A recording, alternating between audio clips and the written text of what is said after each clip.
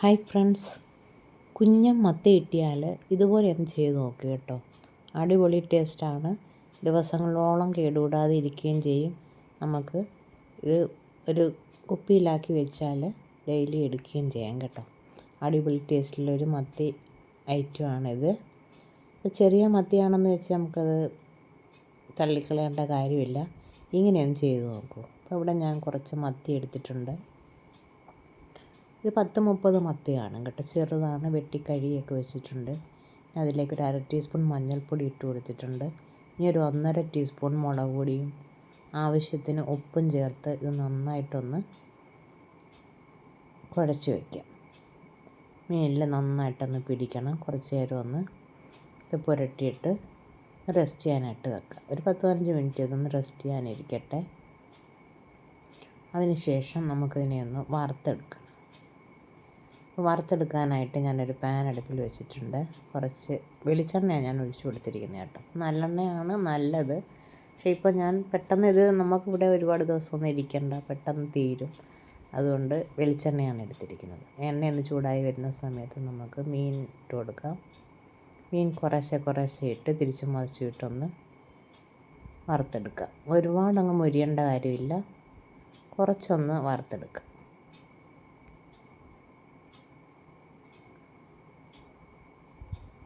അപ്പോൾ മീനെല്ലാം കുറേ മീൻ ആദ്യം ഇട്ട് കൊടുത്തിട്ടുണ്ട്.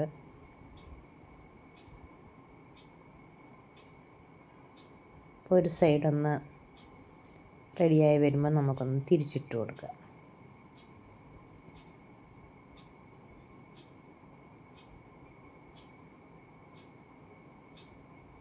ഒന്ന് റെഡിയായി വരട്ടെ.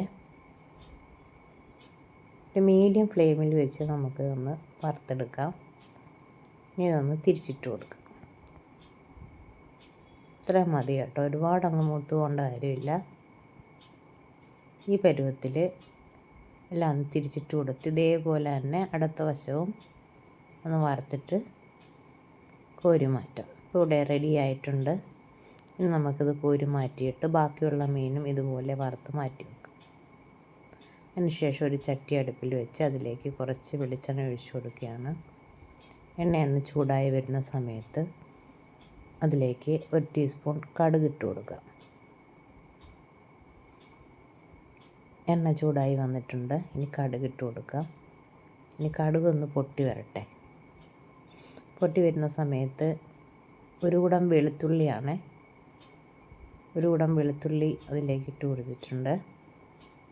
വെളുത്തുള്ളി ഒന്ന് ചൂടായി വരുന്ന സമയത്ത് ചെറുതായിട്ടൊന്ന് മൂത്ത് വരണം. മൂത്ത് വരുന്ന സമയത്ത് ഒരു കഷ്ണം ഇഞ്ചി ചെറുതായിട്ട് അരിഞ്ഞത് ചേർത്ത് കൊടുക്കാം. വെളുത്തുള്ളി ഇഞ്ചിയെല്ലാം ഒന്ന് നന്നായിട്ട് മൂത്ത് വരണം. ആ സമയത്ത് ഒരു 2 പച്ചമുളക്, വലിയ പച്ചമുളകായിരുന്നേ, അത് ചെറിയ കഷ്ണങ്ങളാക്കിയതും കുറച്ച് കറിവേപ്പിലയും കൂടി അതിലേക്ക് ഇട്ട് കൊടുത്തിട്ടുണ്ട്. ഇതെല്ലാം കൂടെ നന്നായിട്ടൊന്ന് മൂപ്പിച്ചെടുക്കാം. മൂത്ത് കഴിയുമ്പോൾ നമുക്ക് സ്റ്റൗ ഓഫ് ചെയ്യുക. അതിനുശേഷം പൊടികൾ ചേർക്കാം. ഒരു 1/2 ടീസ്പൂൺ മഞ്ഞൾപ്പൊടിയും ഒരു 5 ടീസ്പൂൺ മുളക് പൊടി ചേർക്കുന്നുണ്ട് കേട്ടോ. എരിവ് അധികം ഇല്ലാത്ത മുളക് പൊടിയാണ്. മീൻ കുറച്ച് അധികം ഉള്ളത് കൊണ്ടാണ് ഇത്രയും ചേർക്കുന്നത്. പിന്നെ 1 ടീസ്പൂൺ ഉലുവ പൊടിച്ചത് കൂടി ചേർക്കുന്നുണ്ട്. ഇനി അടുത്തതായിട്ട് 1 ടീസ്പൂൺ കായപ്പൊടിയാണ് ചേർക്കുന്നത്. കായപ്പൊടിയും കൂടെ ചേർത്ത് നന്നായിട്ടൊന്ന് മൂപ്പിച്ചെടുക്കാം പൊടികളെല്ലാം. ആ സ്റ്റൗ ഓഫ് ചെയ്തിരിക്കുകയാണ്. ചട്ടിയുടെ ചൂടിലാണ് ഇത് മൂത്ത് കിട്ടുന്നത് കേട്ടോ. ഇതെല്ലാം നന്നായിട്ട് മൂത്ത് വരുന്ന സമയത്ത് ഇനി നമുക്കിതിലേക്ക് കുറച്ച് പുളിവെള്ളമാണ് ഒഴിച്ചു കൊടുക്കുന്നത്. നമുക്ക് വിനാഗിരി വേണമെങ്കിലും ഒഴിച്ചു കൊടുക്കാം. പക്ഷേ ഞാനിതിൽ ഇന്ന് പുളിവെള്ളമാണ് ചേർക്കുന്നത്. പുളിവെള്ളം കൂടെ ചേർത്ത് നന്നായിട്ടൊന്ന് മിക്സ് ചെയ്ത്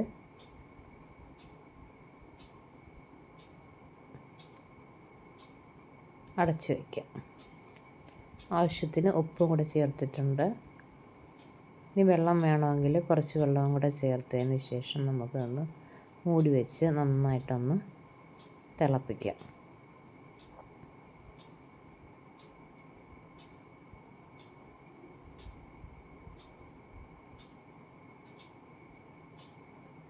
അപ്പോൾ നമ്മുടെ ആ കറിയൊക്കെ നന്നായിട്ട് തിളച്ച് വന്നിട്ടുണ്ട്. ഈ സമയത്ത് നമുക്ക് വറുത്ത് വെച്ചിരിക്കുന്ന മത്തി ഇതിലേക്ക് ചേർത്ത് കൊടുക്കാം.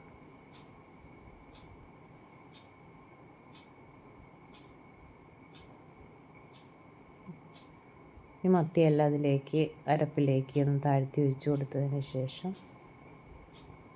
നന്നായിട്ടൊന്ന് തിളച്ച് വരട്ടെ.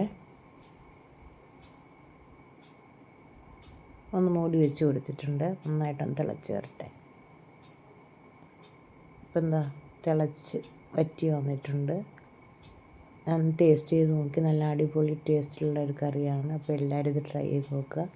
ഇഷ്ടപ്പെടുന്നെങ്കിൽ ലൈക്ക് ചെയ്യുക, ഷെയർ ചെയ്യുക, കമൻറ്റ് ചെയ്യുക, ചാനൽ സബ്സ്ക്രൈബ് ചെയ്യുക. അതോടൊപ്പം തന്നെ ഹൈപ്പ് കൂടി ചെയ്യുക. Okay, thank you.